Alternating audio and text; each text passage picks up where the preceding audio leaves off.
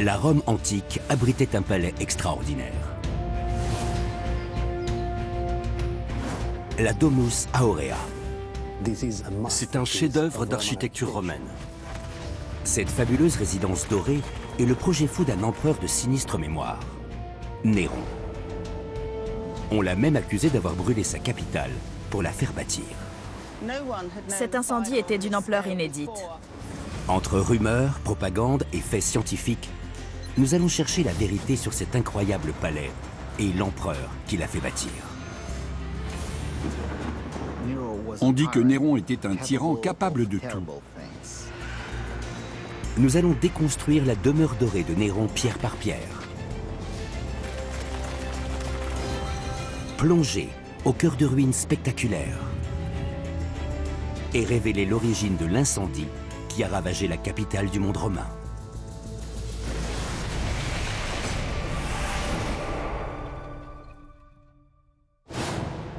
Rome, en l'an 64 de notre ère. Un incendie se déclare au cœur de la ville antique. Il va brûler 9 jours durant et détruire la majeure partie de la cité. Une nouvelle résidence impériale va s'élever sur ses décombres. La Domus Aurea, ou Maison dorée de Néron. Selon la légende, elle couvrait près d'un quart de Rome.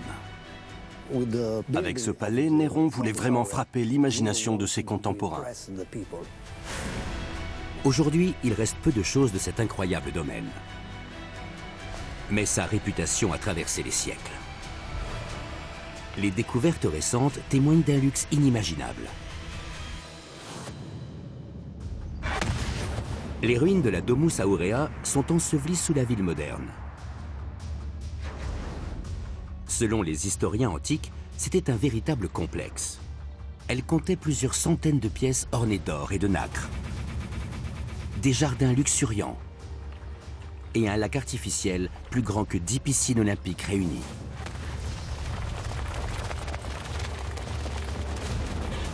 Une statue de bronze de Néron, haute d'un peu plus de 35 mètres, en gardait l'entrée.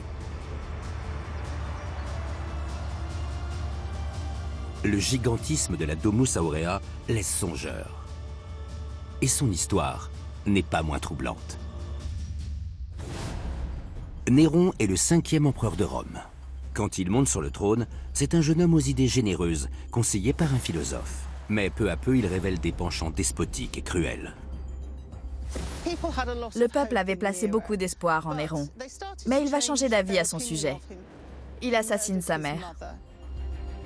Néron est persuadé que sa mère conspire contre lui. Selon les sources antiques, il décide de la supprimer. Elle n'est que l'une de ses nombreuses victimes. À partir de ce moment-là, il entame la construction d'édifices extravagants. Néron fait bâtir un premier palais sur le mont Palatin. Son rêve est de relier entre elles ses différentes propriétés. Mais on dit qu'il a un plan encore plus audacieux. Faire de Rome une cité idéale, aux proportions harmonieuses. Selon des historiens anciens, ce désir ardent l'aurait poussé à brûler sa capitale. Mais peut-on croire à ces récits? Valérie Higgins enquête sur l'origine du grand incendie de Rome. Elle nous emmène sur les ruines du cirque Maxime, le célèbre hippodrome de la Rome antique.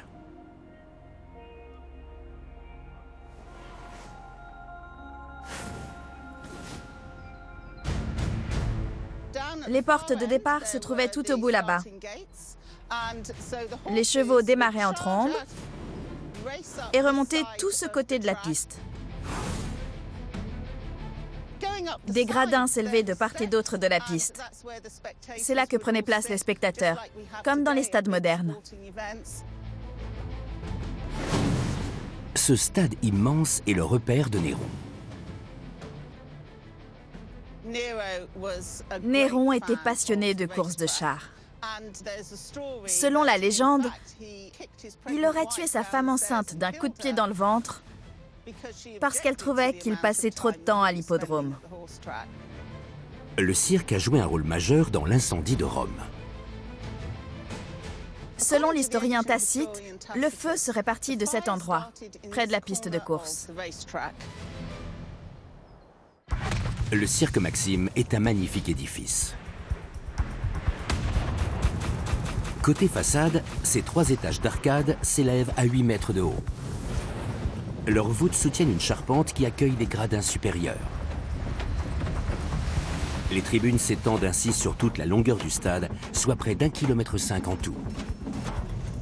Juste en dessous, tout autour du cirque, des échoppes sont logées dans les arches. Ici, dans la nuit du 18 au 19 juillet 64, une étincelle entraîne une réaction en chaîne. Les flammes s'étendent rapidement et le cirque s'embrase. Est-ce un accident ou un acte criminel?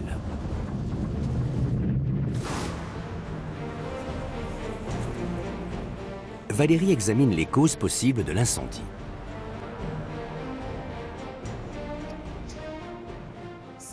Ce qu'on voit ici, c'est l'extérieur du cirque Maxime. Ces vestiges sont postérieurs à l'incendie, mais à l'époque de Néron, la structure devait être à peu près la même. De ce côté, on a les tavernes et les entrées qu'on retrouvait à l'identique tout autour du cirque, sous ces arches. Les jours de course, le quartier du cirque Maxime est extrêmement animé.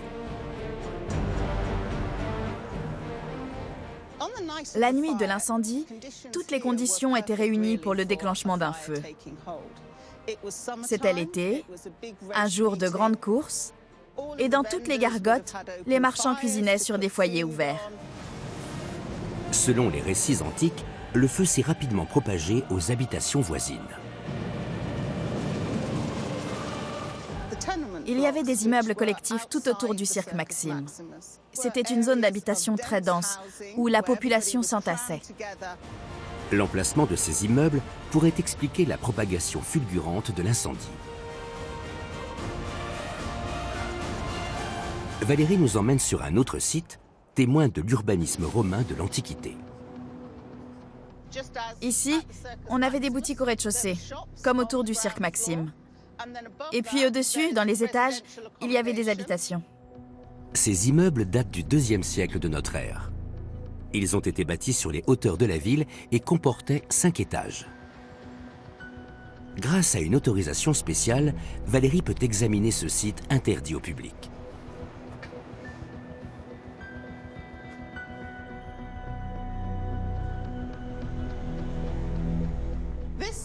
Nous sommes dans les étages supérieurs de l'immeuble. On voit ici les bases des murs qui séparaient les pièces. C'est vraiment très petit. Il est difficile d'imaginer qu'il ait pu abriter plus d'une personne, mais il est très probable que toute une famille logeait ici. Cet édifice est de conception identique à ceux qui ont brûlé lors du grand incendie. À un détail près, à l'époque de Néron, ils étaient en bois. Les immeubles de l'époque de Néron sont tous partis en fumée. Ici, nous sommes dans un édifice du IIe siècle. Il est en briques et en ciment, avec de la pierre qui résiste au feu. Et il est beaucoup plus robuste. En l'an 64, Rome compte encore de nombreux immeubles bon marché et vétustes. La charpente est en bois et les murs en torchis. Certains atteignent même 5 étages. Les bâtiments sont collés les uns aux autres et forment des pâtés de maisons. Ces îlots sont séparés par des ruelles étroites, qui font parfois moins de 2 mètres de large. Rome présente des dizaines de milliers d'habitations collectives de ce type. Des édifices peu solides qui s'enflamment comme des allumettes. Les flammes se propagent rapidement d'un pâté de maison à l'autre. Elles engloutissent bientôt une grande partie de la ville. En juillet 64, Rome était une ville saturée, surpeuplée, prête à s'embraser. Toutes les conditions étaient réunies pour une catastrophe. Le feu a dû se propager aux autres immeubles à une vitesse effrayante. Il y avait énormément de matériaux inflammables à l'intérieur, du mobilier en bois ou des vêtements, qui ont dû prendre feu très rapidement. Personne n'avait encore jamais vu un incendie de cette ampleur. La population a dû être prise d'une panique indescriptible. Mais un mystère reste inexpliqué. Selon les historiens antiques, le schéma de propagation de l'incendie n'est pas habituel. Après 6 jours de chaos, le feu semble s'éteindre. Mais soudain, il reprend de plus belle. Le second incendie s'est déclaré sur la propriété d'un proche de Néron. C'est ce fait qui a alimenté les soupçons. On s'est dit que l'empereur avait peut-être commandité le feu.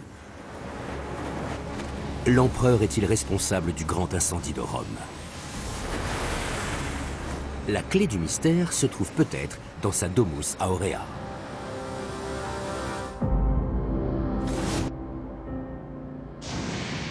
L'incendie ne détruit pas seulement les quartiers pauvres de Rome.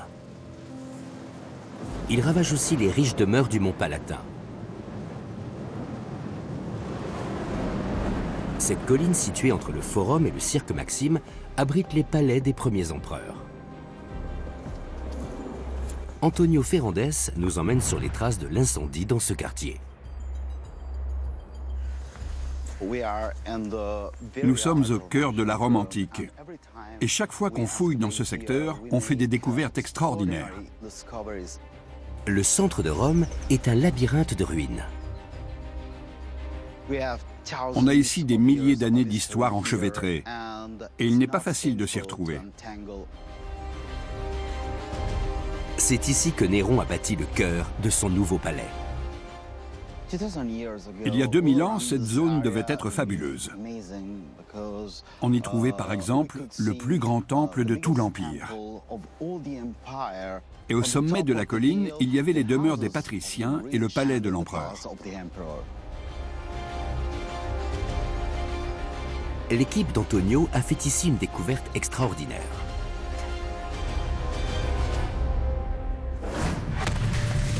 À 5 mètres sous la surface, ils ont dégagé les fondations d'une villa. Cette riche demeure semble avoir été détruite par un incendie. Une épaisse couche de cendres et de débris recouvre tous les vestiges. On a mis au jour de la céramique brûlée et des récipients de cuivre très abîmés. Des pièces de bronze fondues et une grille de fer tordue sous l'effet d'une chaleur extrême. Cet édifice pourrait-il être le témoignage inédit du grand incendie de Rome?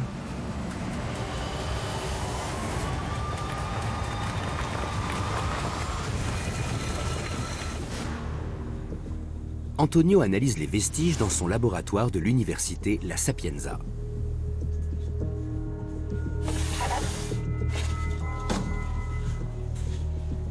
La première étape est de mesurer l'intensité des dégâts.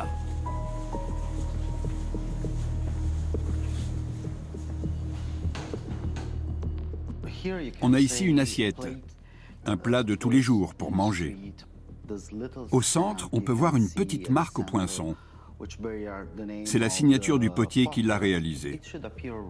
Elle devait être rouge, mais comme on le voit, elle est noire, parce que le récipient a été endommagé par le feu. Ici, on a un récipient de cuivre. On voit qu'il a fondu en partie à cause de la chaleur de l'incendie. On a trouvé énormément de débris métalliques dans la maison qu'on a fouillée. En général, on ne trouve pas ces objets chez les familles de la classe moyenne. C'est vraiment typique des biens que possédait la couche la plus aisée de la société. Certains objets sont méconnaissables. Le feu a même parfois fondu plusieurs éléments ensemble. On voit que sous l'effet de la chaleur, d'autres objets ont été absorbés par le fer. Ici, on a un fragment de céramique. Ça nous montre le degré d'intensité du feu et la chaleur inimaginable qui s'est dégagée lors de l'incendie. Ce type de dégâts se produit à partir de 600 degrés.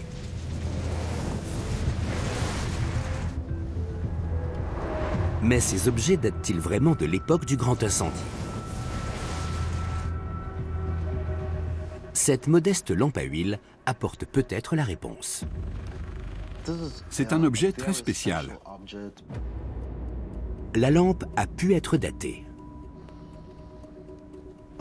On a eu beaucoup de chance de trouver cette lampe. Elle nous a permis de déterminer que tous les vestiges de la destruction, tous les objets mis au jour dans ce même niveau archéologique remontent à l'époque de Néron. La découverte confirme qu'un incendie gigantesque a ravagé Rome vers la fin du règne de Néron. Ce feu d'une intensité sans précédent a provoqué des dégâts considérables. Mais la carte des zones détruites est troublante. D'ici, on a un beau point de vue. Sur le mont Palatin, Antonio reconstitue pour nous la Rome d'avant l'incendie.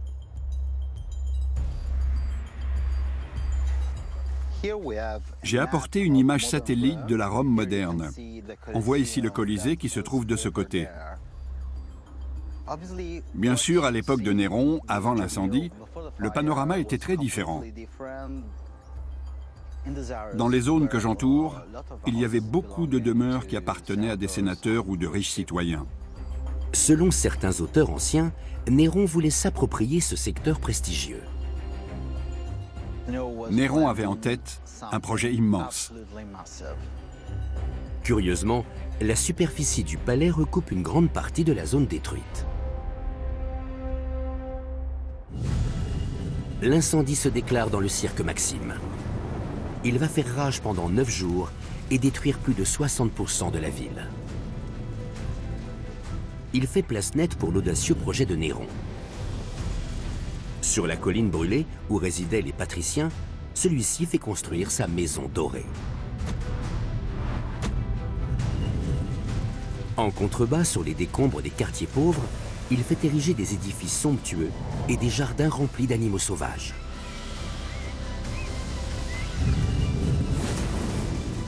Néron transforme un centre-ville trépidant en un domaine rural de 80 hectares. La campagne, en plein cœur de Rome. Ces édifices formaient un nouveau palais fabuleux, une résidence bâtie pour une seule personne, Néron. La culpabilité de Néron paraît donc plausible. Les historiens anciens auraient-ils vu juste? Les auteurs antiques décrivent Néron comme un tyran capable de tout. Le grand projet de Néron est somptueux. Mais vaut-il la peine de lui sacrifier toute une ville? La réponse se trouve peut-être dans les flancs de cette colline romaine.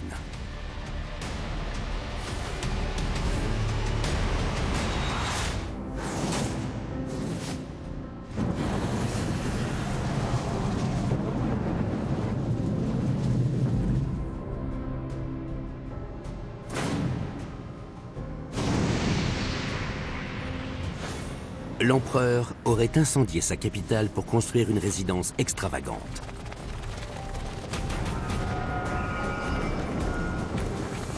Il reste quelques vestiges de ce palais à 150 mètres du Colisée.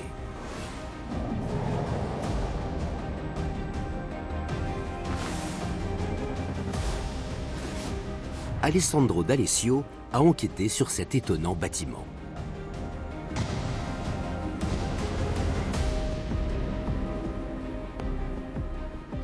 C'est un chef-d'œuvre d'architecture romaine. Cette partie du palais abritait sans doute les salles d'apparat et de réception.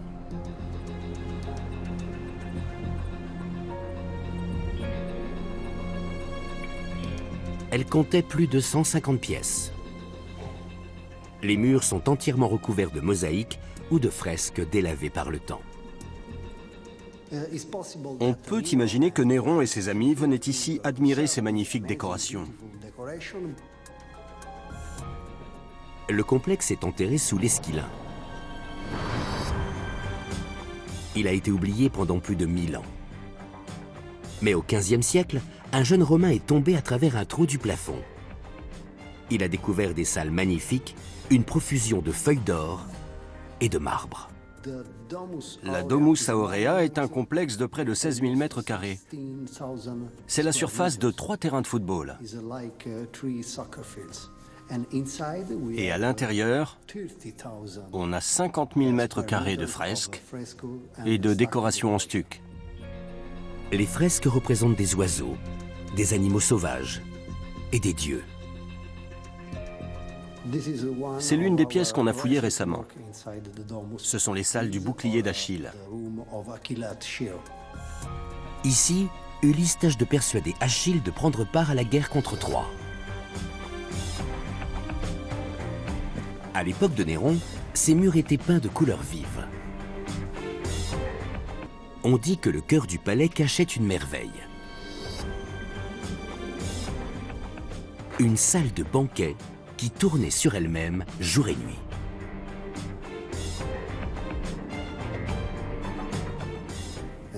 L'une des caractéristiques de cette pièce, c'est l'exploitation astucieuse de la lumière, à travers une conception architecturale novatrice. Cette pièce octogonale pourrait être la célèbre salle tournante. Des fenêtres cachées donnent l'impression que le soleil tourne autour d'elle.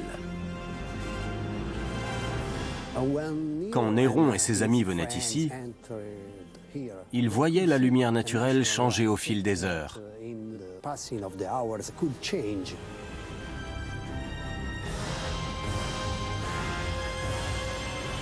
De ce côté, il y avait une cascade. Et la lumière qui entrait par cette fenêtre créait un arc-en-ciel, ce qui donnait une atmosphère magique. Les historiens ont longtemps cru que la salle tournante était une légende. Mais des fouilles récentes sur le Palatin ont tout remis en cause. Il s'avère que la vérité est parfois plus étrange que la fiction. Cette tente protège les vestiges d'un incroyable mécanisme. 2 arcs en partie effondrés, c'est tout ce qu'il reste d'une tour de 12 mètres de haut. Sur la partie supérieure, on a découvert d'étranges cavités disposées en cercle. Il y avait encore à l'intérieur des traces d'une argile très fine qui servait de lubrifiant. Tout porte à croire qu'il s'agissait d'un roulement à billes géant. 20 sphères de bronze faisaient tourner le sol de cette salle à manger légendaire.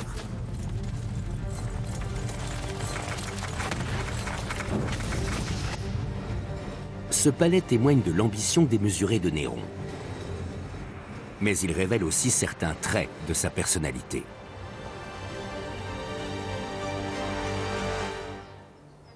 Aujourd'hui, les vestiges de la Maison Dorée sont profondément enfouis sous ces murs. Nous avons eu beaucoup de chance de trouver ce bâtiment. C'est vraiment une construction extraordinaire. Françoise Villedieu a tenté de reconstituer l'aspect de cette salle de banquet. Elle descend au pied de l'édifice. La construction néronienne se trouve maintenant derrière ce mur, à 1,50 m, 2 mètres derrière, enseveli dans la terre. Un pan du mur était plus épais que l'autre. La différence pouvait indiquer la présence d'un édifice caché. Nous avons 4 étages ici et ici uniquement 3. Donc logiquement, c'est cette partie-ci qui aurait dû être la plus bâtie le plus solidement. En étudiant tous les vestiges visibles, nous étions arrivés à la conclusion que non, cette partie était moins solide. Cette anomalie a permis à Françoise de découvrir ces vestiges étonnants. Il manque la partie supérieure de la salle tournante. Mais une pièce de monnaie frappée sous Néron nous révèle son apparence. Cette partie-ci de la représentation monétaire pourrait correspondre exactement au soubassement que nous avons trouvé, tandis que celle qui est au-dessus, dans ce cas, correspondrait à la salle à manger. Au-dessus de l'image, on peut lire Mac Aug. Ces lettres pourraient signifier Machina Augusti, la machine de l'empereur. un corps de bâtiment dont on connaissait l'existence grâce au texte, grâce à ce passage de la vie de Néron rédigé par l'historien Suétone, dans lequel l'auteur dit que la salle à manger la plus importante du palais de Néron était ronde et qu'elle tournait sur elle-même en imitant le mouvement du monde.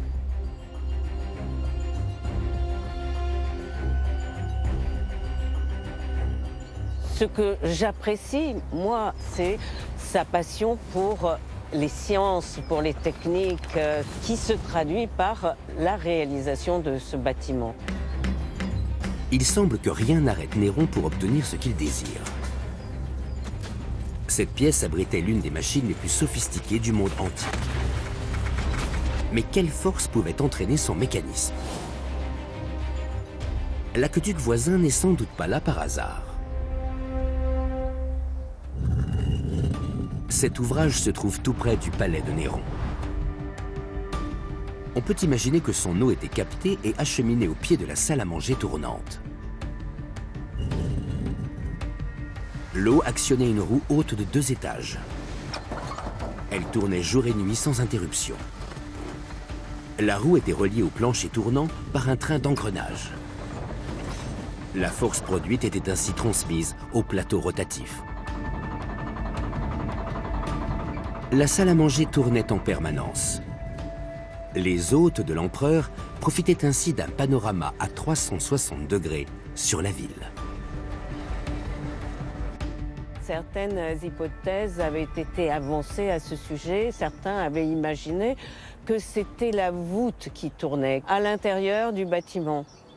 Et c'est grâce aux détails que nous avons retrouvés sur la structure que nous avons pu dire que ce n'était pas la voûte, c'était le plancher qui tournait. Cette structure très ingénieuse a de quoi impressionner. Nous avons été franchement émus devant la puissance du pilier central de 4 mètres de diamètre. À l'intérieur, ils ont dégagé un escalier, sans doute la rampe d'accès pour les domestiques. Lorsque nous sommes descendus pour la première fois dans l'escalier à vis, pour la première fois depuis des siècles, après les employés de Néron, là aussi nous étions émus, excités. Dîner dans cette salle d'apparat devait être une expérience unique.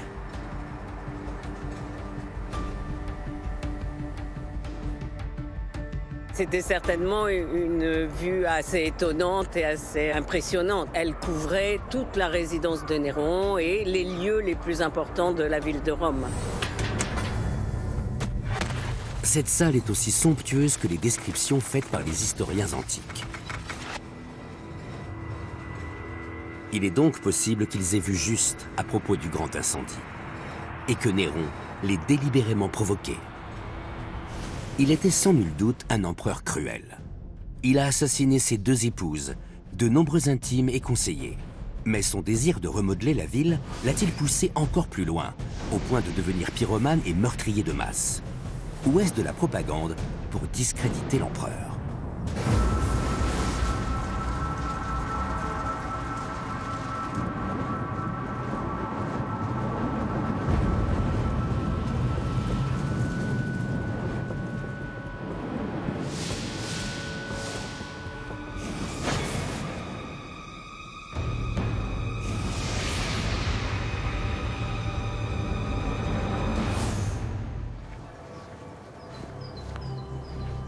Antonio Ferrandez tente de trancher la question. Ici, au sommet du mont Palatin, on trouvait les plus riches demeures de Rome. Parmi les personnalités qui vivaient là, il y avait par exemple des sénateurs. Ces villas luxueuses ne sont pas en bois comme les immeubles populaires. Elles sont faites de matériaux bien plus résistants. Nous avons retrouvé peu de traces de ces villas. Elles ont donc été détruites d'une façon ou d'une autre. Après l'incendie, c'est ici que Néron a bâti une partie de son palais. et notamment l'incroyable salle à manger tournante qui surplombait son lac privé. La destruction des villas du Palatin est-elle une coïncidence ou un acte criminel? Pour les historiens de l'Antiquité, il n'y avait aucun doute. C'était l'empereur Néron. Les villas du Mont Palatin ont été bâties pour durer. L'encadrement de la porte est en bloc de travertin. Les murs sont faits d'un noyau de cailloux et de mortier entouré d'un parement de briques. Le sol est couvert de carreaux de marbre et orné de mosaïques. Au cœur de la villa, une colonnade de pierre entoure un jardin clos. Ce péristyle est couvert de tuiles solides. Ces robustes demeures ont pourtant brûlé lors du grand incendie de Rome. Est-ce la preuve d'une intention criminelle? Direction l'université d'Édimbourg, en Écosse. Luke Bisbee est ingénieur structure et expert en recherche de causes d'incendie. Il va tenter de déterminer si le feu a pu être intentionnel. En cas d'incendie en milieu urbain, chaque matériau va se comporter de façon différente. Tout dépend de son degré de combustibilité et donc de sa formule chimique. Luke va utiliser une presse à chaud haute performance pour tester les différents matériaux utilisés dans les édifices romains. Le but est d'étudier leur comportement en présence d'une chaleur intense. Il commence avec une planchette de bois, le matériau des immeubles modestes. La machine va simuler la chaleur qui se dégage à proximité directe d'un incendie. Ok, Nikolai, vas-y. Cet engin fabriqué sur mesure agit comme une lampe à infrarouge géante. Les panneaux chauffants sont dirigés vers la planchette. La machine ne va pas lancer des flammes. C'est le rayonnement thermique qui va agir sur la planche en la chauffant. Au voisinage direct d'un grand incendie, le rayonnement peut atteindre une température de plus de 800 degrés. On passe à 20 kW par mètre carré. Le panneau avance. L'intensité du rayonnement thermique sur la planche augmente encore.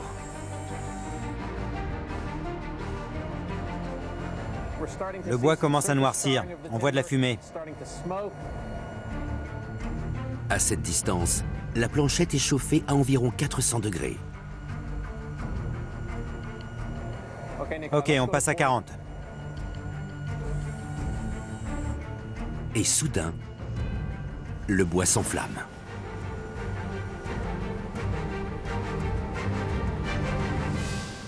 Ce test montre qu'il n'est pas nécessaire que la flamme touche le bois pour qu'il s'embrase. Il suffit que l'incendie dégage une chaleur suffisante. Selon ce test, une température de 650 degrés a pu provoquer l'embrasement des édifices romains en bois. Mais qu'en est-il des villas patriciennes bâties en pierre? Dans ces édifices plus opulents, on avait des matériaux comme le ciment romain ou d'autres types de pierres. Les éléments porteurs, comme les colonnes ou les linteaux, étaient faits en travertin. Le travertin est une roche calcaire très solide. Les Romains l'utilisent pour les structures porteuses. Mais il est aussi extrêmement coûteux. Pour son test, Luke utilise un bloc de calcaire ordinaire dont les propriétés sont similaires. Bon, on lance le test. Il règle d'abord la machine sur 650 degrés. À cette température, la planche de bois a pris feu. Cette expérience est une première pour Luke. Il est impatient de voir l'effet de la chaleur sur le calcaire. On voit que le bloc de calcaire ne bouge pas. Le bloc résiste facilement à la chaleur. Luke rapproche le panneau. La température monte à 760 degrés.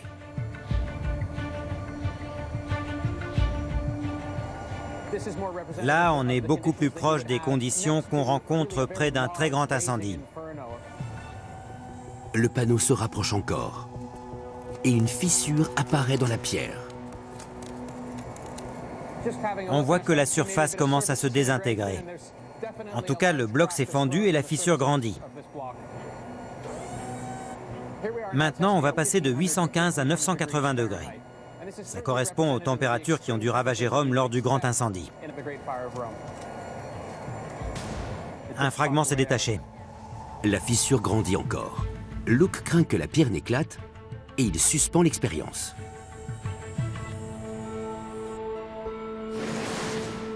Une fois la pierre refroidie, l'ingénieur examine l'ampleur des dégâts. On voit que la pierre s'est complètement désintégrée, et pas seulement en surface.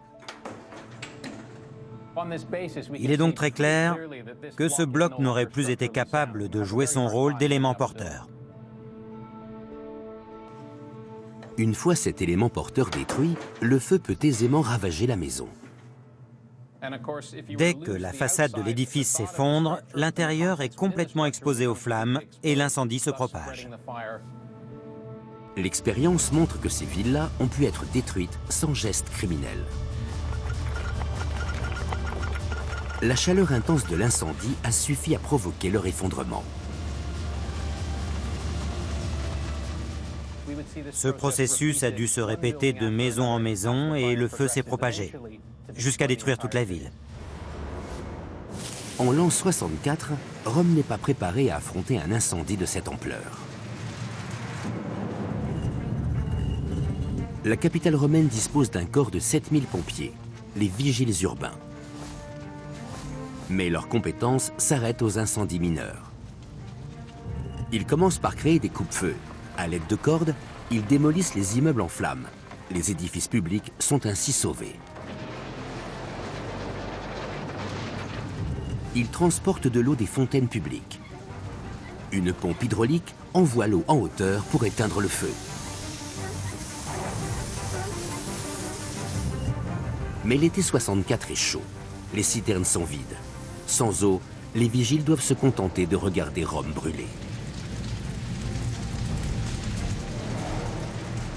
S'ils avaient pu intervenir, les pompiers de l'époque auraient eu beaucoup de mal à combattre ce type d'incendie. Il était presque impossible de ralentir un feu d'une telle intensité. Les récits d'inconnus embrasant des maisons intactes seraient nés de la confusion et de la panique. Mais il reste des questions sans réponse. Alors que l'incendie s'apaisait, le feu a repris en différents points de la ville. Comment expliquer un fait aussi troublant ?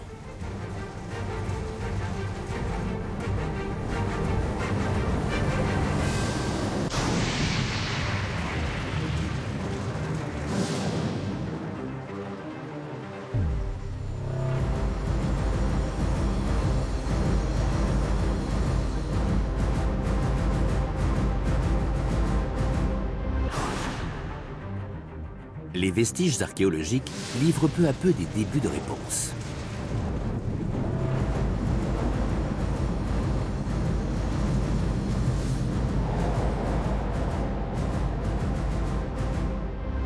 S'il est établi que Néron a commis des crimes atroces, Antonio Ferrandez pense qu'il voulait aussi améliorer l'habitat urbain. Néron aimait beaucoup les beaux édifices et les avenues monumentales. Mais avant l'incendie, Rome était très différente. Depuis quelques années, Néron rêve d'embellir Rome. Il a même déjà donné le nom de sa nouvelle capitale. Elle s'appellera Néropolis. Je crois que Néron était un rêveur. Il était très ambitieux. Pendant l'incendie, d'autres feux prennent en différents points de la ville. Est-ce la preuve que cet incendie n'était pas fortuit, mais bel et bien criminel?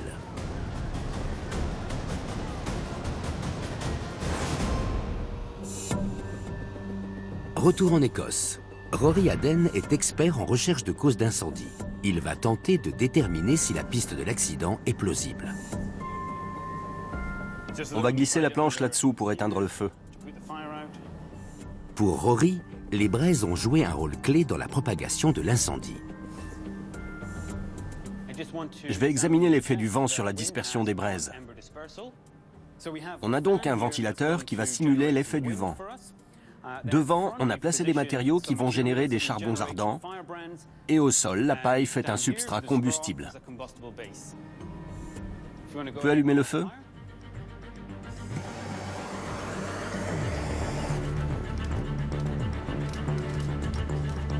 la combustion du bois produit quelques braises.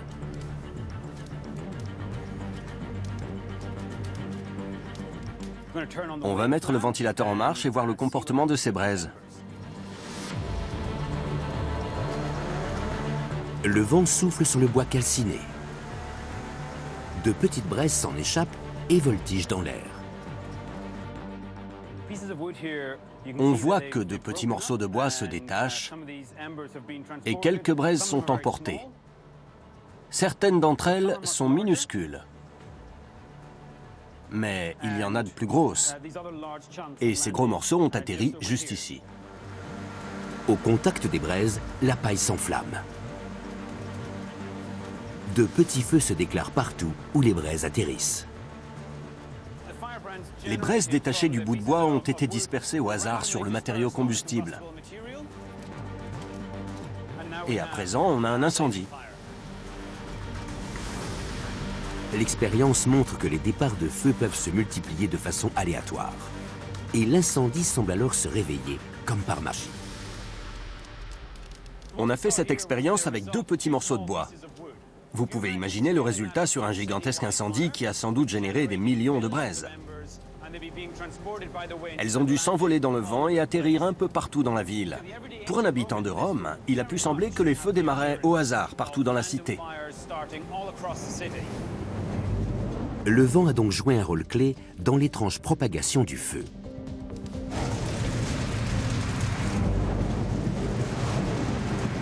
Au plus fort de l'incendie, le vent souffle sur la ville. Il pousse le feu qui remonte le Palatin comme une traînée de poudre. Mais le feu se propage aussi au sud, contre le vent.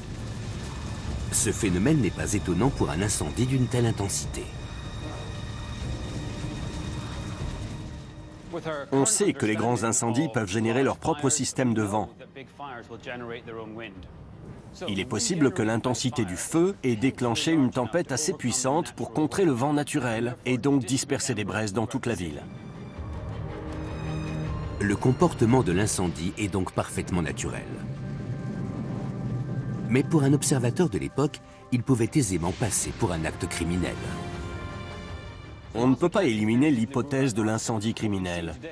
Mais ce qu'on a vu ici explique de façon beaucoup plus plausible l'aspect aléatoire de la propagation du feu dans la ville. Ces expériences tentent à démontrer l'innocence de Néron. De plus, on sait qu'après l'incendie, l'empereur vient au secours du peuple de Rome. Il ouvre son domaine aux sans-abri et fait baisser le prix du blé. Alors pourquoi les citoyens romains l'ont-ils accusé d'avoir causé l'incendie ?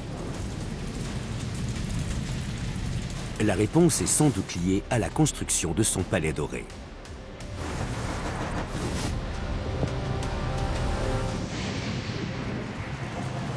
Après l'incendie de Rome, Néron entame sans attendre la construction de sa Domus Aurea. Il saisit de vastes pans de la ville pour bâtir la cité de ses rêves, Néropolis. Pour construire la Domus Aurea, Néron s'est approprié un espace public. L'empereur se lance dans un projet monumental. Il fait venir du marbre blanc du nord de l'Italie et de la pouzzolane du sud pour fabriquer du ciment. Il importe aussi de l'or et des pierres précieuses de tout l'Empire. Les travaux vont durer 4 ans. Esclaves et ouvriers libres érigent des coupoles révolutionnaires pour l'époque et des kilomètres de colonnades en marbre. Mais son ambition ne s'arrête pas là. Il veut remodeler toute la ville. Pour Valery Higgins, Néron est bouleversé par l'ampleur de la catastrophe. Il va alors édicter des normes de construction, les premières de l'histoire. On peut dire que, d'une certaine manière, l'incendie survenu sous le règne de Néron a contribué à rendre les futurs édifices romains plus sûrs. Il ordonne que les nouveaux bâtiments soient conçus à l'épreuve du feu. L'une de ses principales mesures consiste à élargir les rues pour que le feu ne puisse plus sauter d'un bâtiment à l'autre.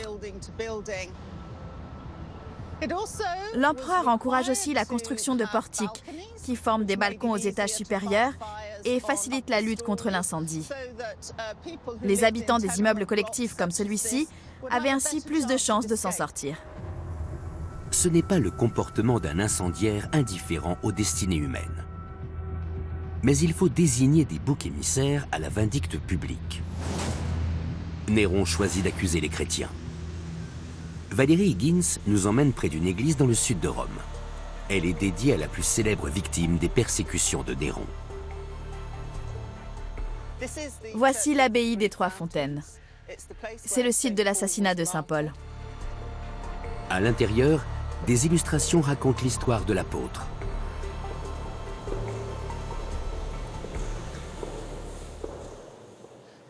Cette fresque décrit le martyre de Saint Paul.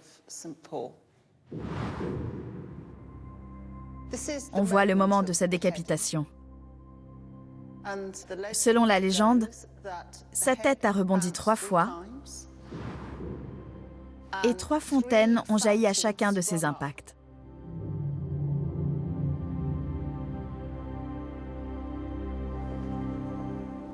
Le christianisme est alors une toute jeune religion.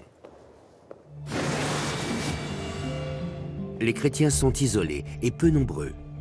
Ils font une cible facile.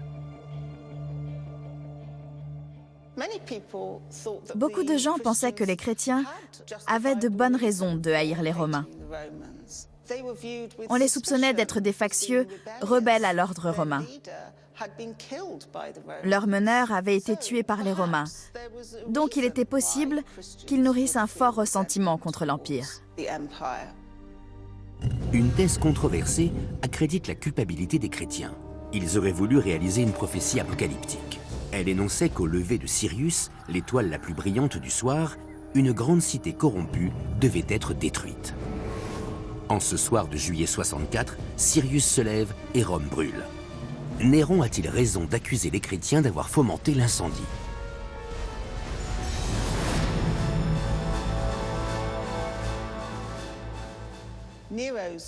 La colère du peuple montait contre lui. Il fallait qu'il réagisse. Alors il l'a immédiatement détourné vers les chrétiens. Même s'il n'avait aucune preuve qu'ils aient joué un rôle quelconque dans l'incendie. L'empereur se déchaîne contre les chrétiens. Néron ordonne qu'il soit crucifié. Certains ont été attachés, couverts d'huile et brûlés pour illuminer ses jardins de nuit. Il était dangereux d'être chrétien à Rome après l'incendie. Si Néron est innocent, pourquoi des générations de Romains l'ont-ils accusé d'avoir incendié Rome ? Le destin de la Domus Aurea peut nous éclairer sur ce point.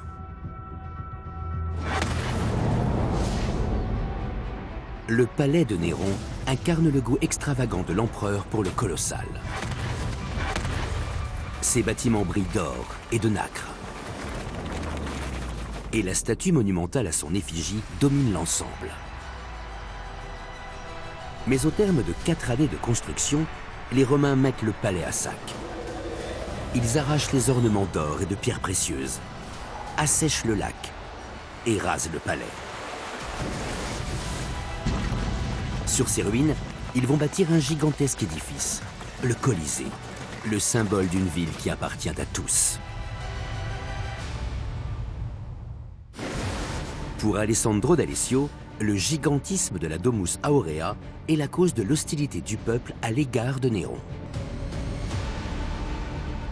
L'empereur s'est approprié l'espace public pour créer une version idyllique de la campagne italienne en pleine ville. Des champs, des bois et des vignes remplacent les immeubles collectifs et les villas. Néron se vante de pouvoir enfin vivre comme un homme. Il s'attend à être un objet d'admiration pour les Romains. Avec la Domus Aurea, Néron voulait envoyer un message à son peuple. Mais le message est retourné à l'envoyeur. Néron est destitué et l'empereur Oni choisit le suicide.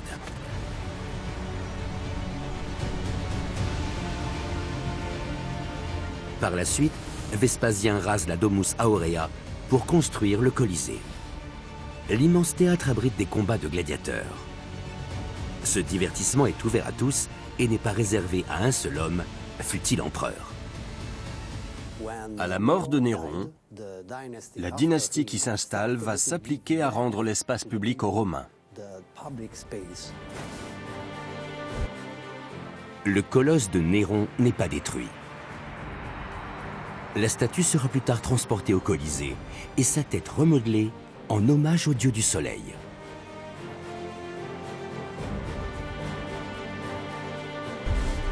Néron a commis de terribles atrocités.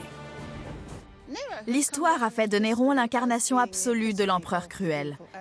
Si on a gardé cette image de lui, c'est du fait de la persécution des chrétiens. Mais il est sans doute innocent du pire crime qui lui ait été attribué.